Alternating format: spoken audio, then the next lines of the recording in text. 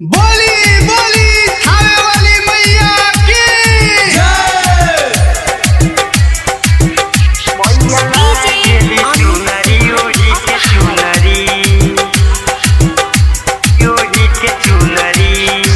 संजीवनी recording studio भोरे।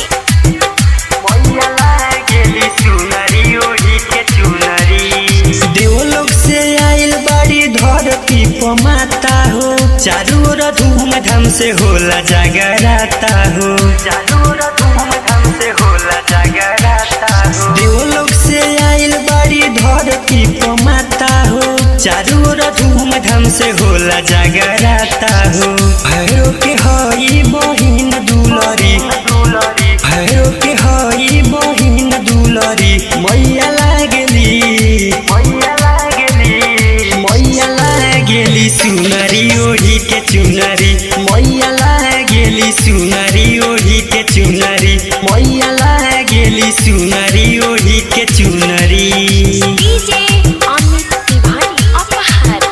मैया लागेली सुनरी ओढ़ी के चुनरी। बोली बोली मैहर वाली मैया की लागेली सुनरी ओढ़ी के चुनरी। 64 जोगिनिया मिली चौर डोलारे, निमिए के गछिया प झुलुआ लगावे, निमिए के गछिया प झुलुआ लगावे। 64 जोगिनिया मिली चौर डोलारे, निमिए के गछिया प झुलुआ लगावे। मैया के भावे न फूल गुलरी, अरे मैया के भावे न फूल गुलरी, मैया लागली सुनरी ओढ़ी के चुनरी, मैया लागेली सुनरी ओढ़ी के चुनरी, मैया लागेली सुनरी ओढ़ी के चुनरी।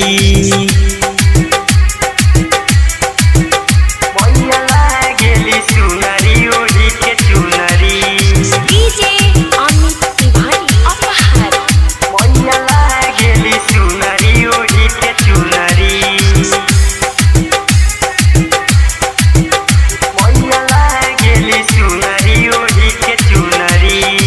अर्जुन चंदन माई के आरती देखावे, नकुल राही माई के पचरा सुनावे, नकुल राही माई के पचरा सुनावे। अर्जुन चंदन माई के आरती देखावे, नकुल राही माई के पचरा सुनावे।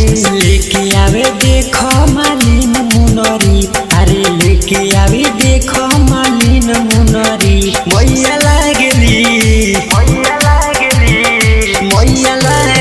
सुनरी ओढ़ी के चुनरी, मैया लागेली सुनरी ओढ़ी के चुनरी, मैया लागेली सुनरी ओढ़ी के चुनरी।